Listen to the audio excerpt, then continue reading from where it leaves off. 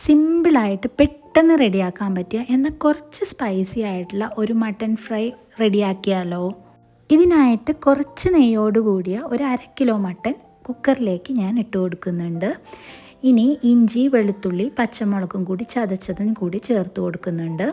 1/2 teaspoon മഞ്ഞൾപ്പൊടി, 2 teaspoon വീതം Kashmiri chilli പൗഡറും കുരുമുളക് പൊടിയും ഗരം മസാലയും കൂടി നമുക്കിതിലേക്ക് ചേർത്ത് കൊടുക്കാം. ഇനി ആവശ്യത്തിന് ഉപ്പും കുറച്ച് വെളിച്ചെണ്ണയും കൂടി ചേർത്ത് കൈകൊണ്ട് നല്ലതുപോലെ ഒന്ന് മിക്സ് ചെയ്ത് കൊടുക്കാം. നല്ലതുപോലെ തന്നെ ഒന്ന് മിക്സ് ചെയ്തെടുക്കണം കേട്ടോ.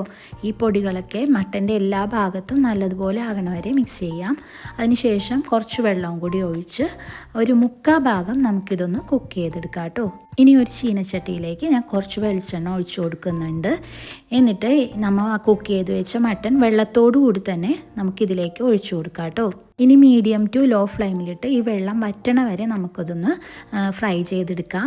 ഇനി കുറച്ച് കറിവേപ്പില കൂടി ഇതിലേക്കിട്ട് നല്ലതുപോലെ ഒന്ന് മിക്സ് ചെയ്ത് കൊടുക്കാം കേട്ടോ. ഫ്ലെയിം കുറച്ച് വെച്ച് തന്നെ നമുക്ക് നല്ലതുപോലെ ഇതൊന്ന് ഫ്രൈ ചെയ്തെടുക്കാം. ഇനി ഇതിലേക്ക് 1 ടീസ്പൂൺ വീതം കുരുമുളക് പൊടി, ഗരം മസാല, കുറച്ച് പെരിഞ്ചീരകം കൂടി പൊടിച്ച് ചേർത്ത് നല്ലതുപോലെ മിക്സ് ചെയ്ത് കൊടുക്കാം.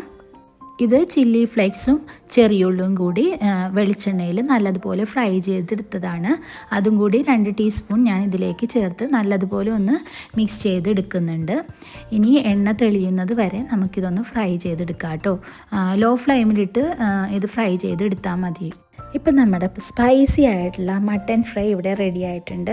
ഇത് നല്ല ഡ്രൈ ഫ്രൈ ചെയ്തെടുത്തേക്കുന്നത് കൊണ്ട് തന്നെ കുറച്ച് ദിവസം ഇത് കേടുകൂടാതെ നമുക്ക് യൂസ് ചെയ്യാൻ പറ്റും കേട്ടോ.